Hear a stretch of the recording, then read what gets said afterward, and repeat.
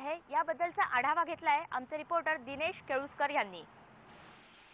Konkan railway प्रशासनाने दावा केला आहे की 30 तारीखपर्यंत कोकण रेल्वे शक्यतो सुरळीत करण्याचा, परंतु तुम्ही बघू शकता हे मी आता पोमेंडीच्या इथे आहे जिथे 2 दिवसापूर्वी दरड कोसळली होती आणि या दरडीची काय स्थिती आहे ते बघा। ही सगळी जी माती आहे वरची आणि ही पुन्हा पुन्हा खाली येते आहे।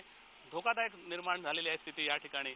काम सुरू आहे, काम तर मोठ्या वेगात सुरू आहे, पण संबंध बोगद्यातून या पलीकडे असलेल्या बोगद्यामध्ये जवळपास 4 ते 5 फुटापर्यंत पाणी भरलेलं आहे आणि हे पाणी सगळं या ट्रॅकवर आलेलं आहे।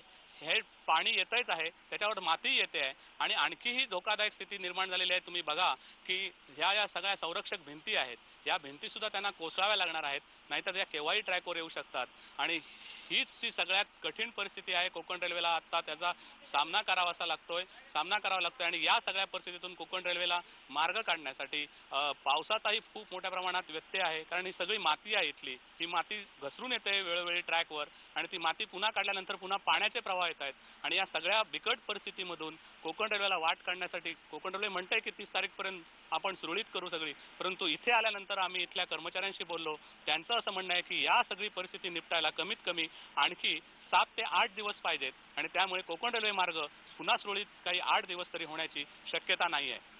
व्हिडिओ जर्नलिस्ट विजय वासुदकर सह दिनेश केळुसकर, IBN लोकमत, पोमेंडी, रत्नागिरी। निसर्गावर मात करणाऱ्या कोकण रेल्वे